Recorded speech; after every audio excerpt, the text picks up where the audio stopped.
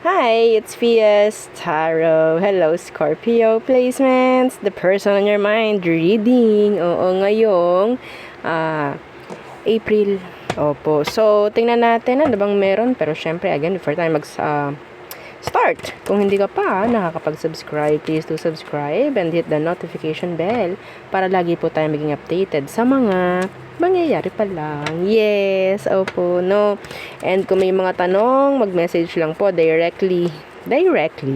Sa akin po ha, sa FB page, wag po sa comment section para maiwasan rin na kayo ay masagot ng mga scammers ha. Opo. Direct PM po sa FB page. Okay? Legit FB page, may check po sa tabi. Yan, oo. May mga maglalabasan dyan. Kung kayo ay search ng name sa FB ng Fias Tarot, ang daming maglalabasan dyan. Pero piliin nyo yung may check. Oo, sa tabi. Yun na yun, matik. Okay? So, Scorpio, sa mga bago, ito ang ating cord cut, pang-alis na ang kaalatan sa buhay. Ito naman ang ating 2-in-1 Love and Money bracelet. Oo, so magpo-provide to ng magaganda syempre pagdating sa kaperahan at sa pag-ibig, sa mga connection. Meron tong citrine stone. Citrine stone po is a money magnet sa inyong kaalaman, para sa inyong kaalaman, no? So next, yung ating granter. Ang granter natin, ang tagapag-grant ng inyong mga minamanifest, mga wini-wish, mga hinihiling, Anli, parang chicken wings. Si Madam napakatao talaga eh. Di naman. Oo, tawan-tawa. So, yun po nga si granter. Again, alam nyo kung anong dapat ipag-grant. Alam nyo kung anong dapat hilingin. Ha? Hindi natin hihilingin ang alam nating hindi pwede at hindi dapat, ha? Kasi kapag hiniling nyo yun at nag-grant, at talagang masasabi kong pwedeng mag-grant, talagang may balik na. Okay? May balik sa inyo yun. Okay? Oo, naglulumubat na ang aking camera.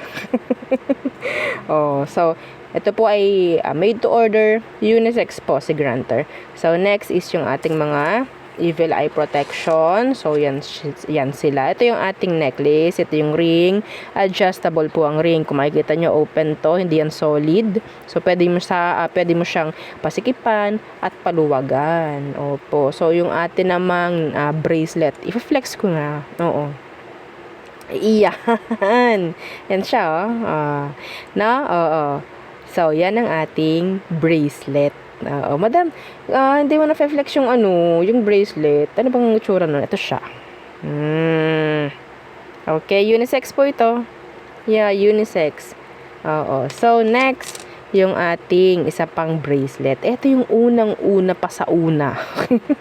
Natin pagdating po sa mga protection.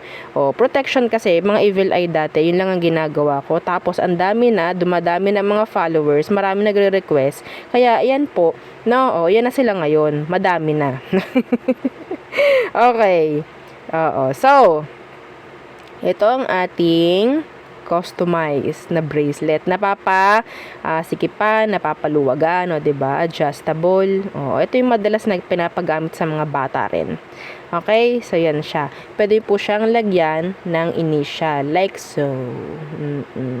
Fias Tarot. O, diba? F and T. This is pang sa akin. Kita nyo naman. Pwede siya sa black and red string. Black or red. Mamimili kayo. Okay? So, yun po. Ha? Yan ang ating mga bracelet. Adjustable and yung ating garterize. Garterize to. Yan. Ito po ang garterize natin. Madalas ay ang kinukuha ng mga boys. Kahit naman talaga na unisex siya. So, next yung ating tawag dito, cleansing kit.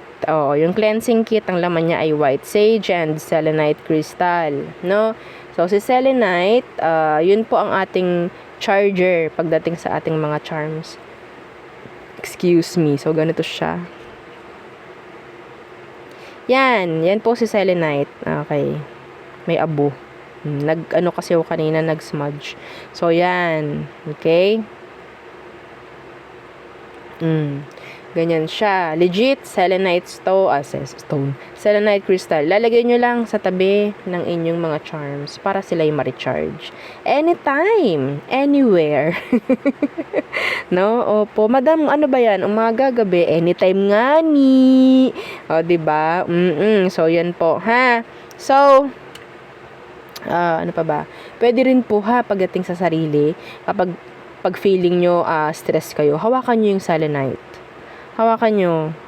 Makakaramdam kayo ng kaunting ease, kaunting comfort. Oo, masasabi. No? Oo.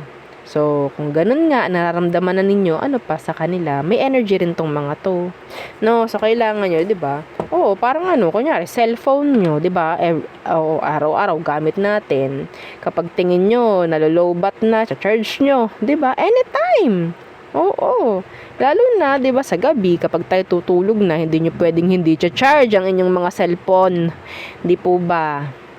Para kinabukasan, full charge. 'Di po ba? Ganun din 'to sila. Okay, pinapasimple ko lang ang tawag diyan, ang explanation, o 'di ba? Para maintindihan din. And, yan yung ating healing oil. So, si healing oil, ganito siya. 30 ml. Pwede po sa, pwede pang sarili, pwede kung kanino ipahid, kung kanino nyo gamitin. Pwede po, oo. So, pwede siya. So, ito po ay pwede sa, tawag dyan, pag-aalis ng mga masasakit sa katawan, hilo, pagod, yan. No? And, ano pa ba? Yung ating mga hirap dyan sa pagtulog sa gabi dahil sa anxiety, panic attacks, mga ganyan, amuyin nyo siya. Opo, amuyin nyo.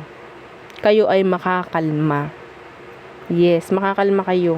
No? So, 30 ml, pwede rin po ito sa ipanglangis sa mga charms nyo, sa inyong mga mutya, sa inyong mga medallions. Okay? So, yan. Next, yung ating charm spray. The automatic charm spray. Na sinasabi. Oo. Bakit, madam, automatic?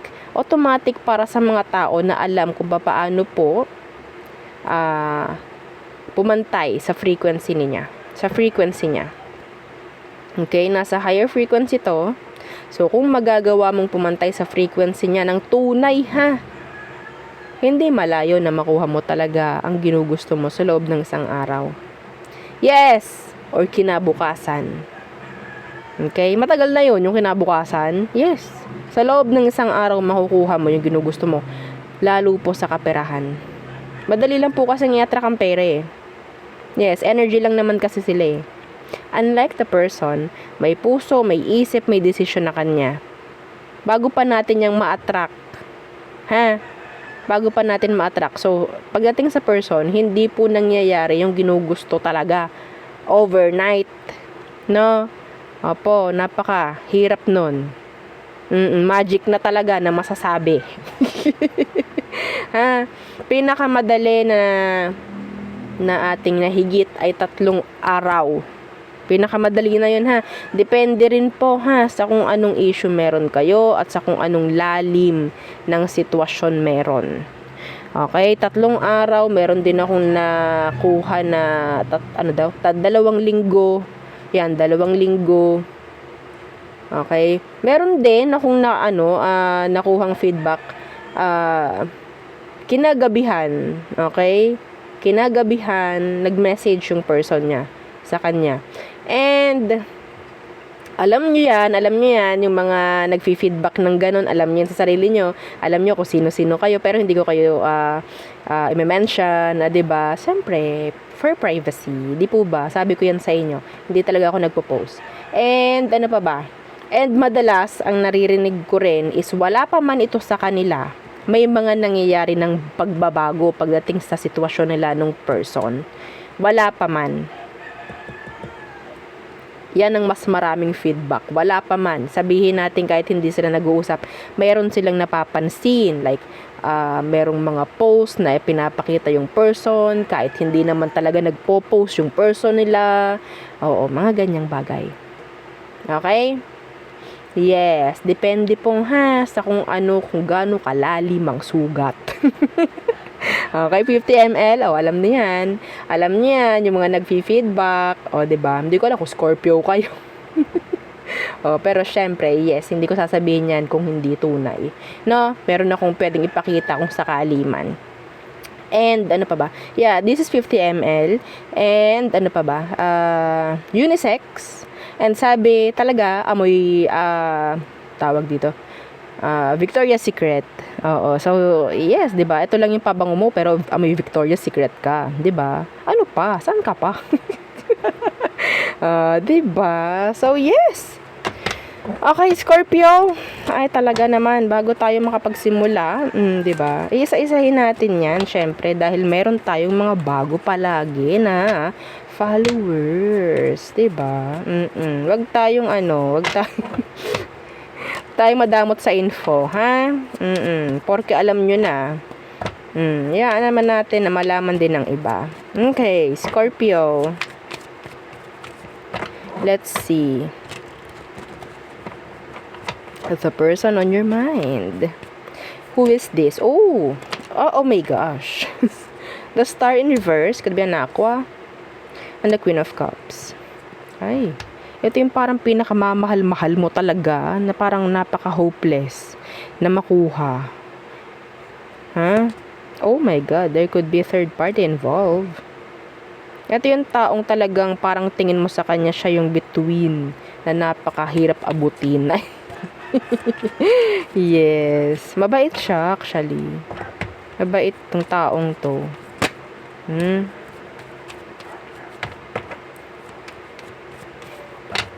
Ano bang meron situation talaga? Aside sa, yun nga, some of you may mga third party na involved.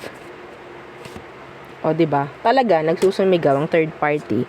Wala na akong pwedeng tingnan pa. So, third party po. Ito yung taong hindi mo makuha kasi pwedeng siya ay meron ng kakonek or pwedeng ikaw ay meron ng kakonek. No, so syempre, ano bang dapat? Dumesisyon kayo, mamili kayo. Eh, pwedeng hindi nga pwede kasi pwedeng kasal na yung isa or ikaw ay pwedeng ganun rin. No? Oo. So, medyo masakit sa ulo to. Pero ating babasahin. Ano bang emosyon niya for you, Scorpio? Let's see. Ano ba talaga ang emosyon niya for you? The King of Pentacles. Walang ka-emosyon, ha? Scorpio, walang ka-emosyon to. Mabait, mapagbigay, responsible. Temperance Universe. Pero hindi niya magawa yun sa'yo. Like 100%. May kaagaw ka nga. May kaagaw ka. Ang hirap, hindi niya kayang timbangin. Oo. Parang ganun. I think gusto ka rin niya kasi nagpo-provide, nag-e-effort din siya sa iyo eh. Sa totoo lang minsan, nagiging impatient na yung person sa sitwasyon ninyo. Yes, hindi na para kasing nagiging fair, hindi na balanse. So, anong meron pagdating sa next action niya ngayong April? Ang dali ng reading. Kasi straightforward. Oo. Better luck next read. Okay, the Page of Wands. And Page of Cups. Queen of Pentacles. See? May mag-asawa dito. So, ang nangyayari dito, the Sun. Ang nakuha ko dito, next action, nandyan yung flirting, nandyan yung pakikipag-usap. Hindi ko nakikitang nag-e-end. Pero these all pages. Meaning, hindi ito talaga matatawag na or masasabing sigurado sa'yo or ang tawag dyan, seryoso, mga ganyang bagay. Or hindi niya kayang i-level up yung situation na meron kayo. Okay? Pages is may tendency yan na mag-back out, wala yung solid decisions. Yan, mga ganyang bagay. Nababahing ako. Sensya na, may sipon kasi ko eh. Oo, galing tayo sa sa initan nung nakaraan. Sa initan. Tingnan natin. Oh my gosh. Okay. Ano ba ang outcome? Or outcome? No, not the outcome.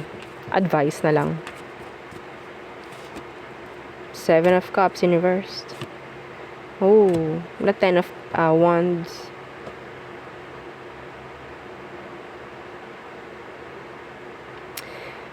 Choosing, if you'll choose to stay, mahirap to.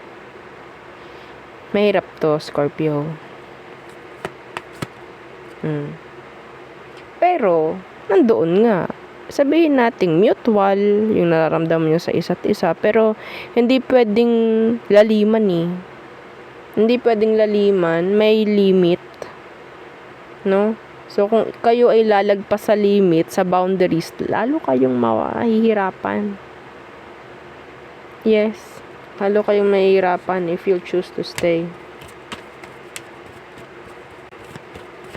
Burden to, Scorpio.